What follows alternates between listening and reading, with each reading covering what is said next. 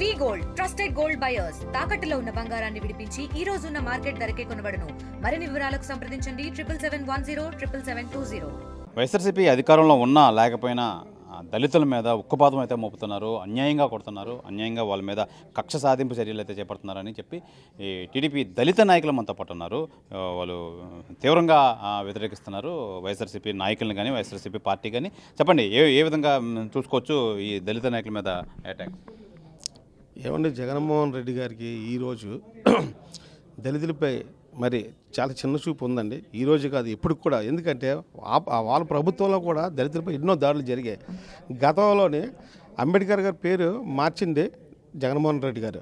ఎందుకంటే అంబేద్కర్ విదేశ విద్యని పేరు ఉంటే జగన్మోహన్ రెడ్డి పేరు అని చెప్పేసి జగన్మోహన్ రెడ్డి విద్య పేరు అని చెప్పేసి పెట్టారు. ఈరోజు దళితులపై వాళ్ళ ప్రభుత్వంలో ఉండేటప్పుడు ఎన్నో దాడులు జరిగాయి. ఈరోజు ప్రభుత్వం లేకపోయినా సరే మన దళితులపై దాడులు జరుగుతుందంటే జగన్మోహన్ రెడ్డి గారికి తెలియదండి. ఇవన్నీ కేవలం దళితులు అంటే చాలా చిన్న చూపుగా ఈరోజు చూస్తున్నారు. కానీ జగన్మోహన్ రెడ్డి గారికి దళితులు ఇంకోసారి కూడా బుద్ధి చెప్పే ప్రయత్నం ఉందండి. ఎందుకంటే మన జరిగింది తిరుపతిలోనే వాది మటు చాలా ఘోరంగా అంటే ఇన్స్టెంట్ అంటే వాళ్ళు కొట్టి పైశాచికంగా హింసించి వాళ్ళందరూ వాళ్ళ ఇంట్లో కూడా వాళ్ళ తల్లిదండ్రులకు కూడా చూపిస్తే ఎంత బాధ అనిపిస్తుందండి. మరి అలాంటి నాయకులకు కూడా ఈ జగన్మోహన్ రెడ్డి ఏమంచి కనీసం ఇది తప్పని చెప్పి చెప్పలేని మనిషి జగన్మోహన్ రెడ్డి. ఈరోజు దళితుల దృష్టిలో కేవలం దళిత ద్రోహిగా ఆయన నిల్చునిపోయారండి. సార్ చెప్పండి, ఏ విధంగా చూసుకోవచ్చు దళితుల మీద ఈ అటాక్స్ కానీ ఈ విధమైన చర్యలు ఏ విధంగా తీసుకోవాలి? అసలు ఏమంటారు ఒక జిల్లా దళిత నాయకులుగా మీరు ఏం చెప్తారు? ఏదైతే తిరుపతిలో జరిగినటువంటి దళిత యువకుడు పవన్పై జరిగినటువంటి దాడిని మేము తీవ్రంగా ఖండిస్తున్నాం. ఎందువల్లంటే ఇది ఒక వైసీపీ ప్రభుత్వం దళితులపై వ్యతిరేక చర్యలకు పాల్పడుతున్న ఒక ఉద్దేశంతో ఈ యొక్క కార్యక్రమాలు చేపడుతున్నారు. ఇదేంటంటే కేవలం వైసీపీ ప్రభుత్వం ఉనికిని చాటుకోవడానికి దళితుల్ని రెచ్చగొట్టి దళితుల్లో విద్వేషాలు రెచ్చగొట్టడానికి ఈ యొక్క తీసుకున్నటువంటి వైసీపీ స్టాండ్లా కనిపిస్తుంది.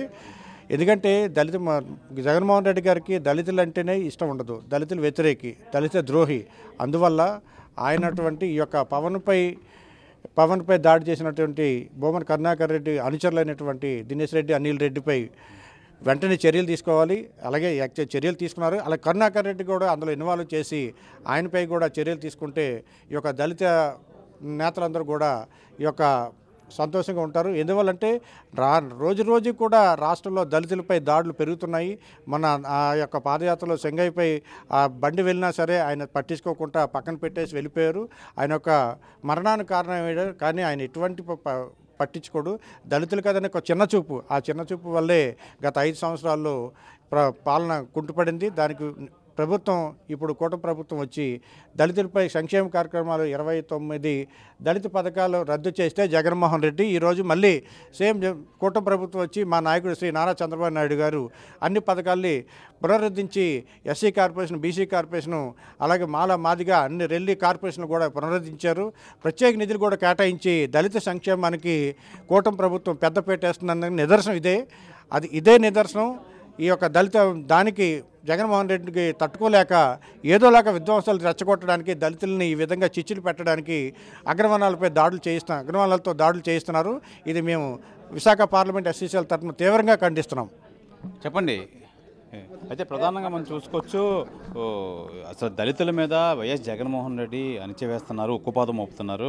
ఒక పార్టీ అధినేత అయ్యుండి వాళ్ళ పార్టీ భూమన కరుణాకర్ రెడ్డి సంబంధికులు వెళ్ళి దళితుల ఇంట్లోకి వెళ్ళి దళితులను కొట్టడం, దళితుల మీద చేసుకోవడం, అది చిత్రీకరించి వాళ్ళ కుటుంబ సభ్యులను బెదిరించడం అనేది చాలా అన్యాయమైన చేయి కింద తీసుకుంటున్నాం. అయితే కాల్మనీ రోజులు అయిపోయినా సరే కాల్మనీ వ్యవహారాల్లో అదే భాగంగా ఇంట్లోకి వెళ్ళి కొట్టడం అనేది చాలా అమానుషం. నిజంగా దళితులు వైఎస్ఆర్ జగన్మోహన్ రెడ్డి దళితులు పథకాలు అన్నీ ఆపేసి అన్నీ చేసినా మళ్ళీ కూటమి ప్రభుత్వం అన్నీ వెలికి తీసి పథకాలన్నీ ఇచ్చే పదంగా వెళ్తుంది. అయినా ఇప్పుడు కూడా జగన్మోహన్ రెడ్డి వైఖరి మార్చకపోతే రానున్న రోజుల్లో మరింత దళితులంతా కలిపి మరింత ఏకమయ్యి బుద్ధి చెప్తారని చెప్పి టీడీపీ దళిత నాయకులు అయితే తెలియజేస్తున్నారు. కెమెరామెన్ ప్రసాద్తో శివరామకృష్ణ, టీవీ, విశాఖపట్నం నుంచి. తెలుగులో న్యూస్ కి ఫాస్టెస్ట్ యాప్ ఇప్పుడు టోటల్లీ న్యూ అవతార్లో జస్ట్ 5 seconds లో కంప్లీట్ న్యూస్. సోషల్ మీడియాలో ట్రెండ్స్ కి one stop solution. Live TV app voice search option తో ఇప్పుడే డౌన్లోడ్ చేయండి లేదా అప్డేట్ అయిపోండి. యాప్ లింక్ డిస్క్రిప్షన్ లో ఉంది.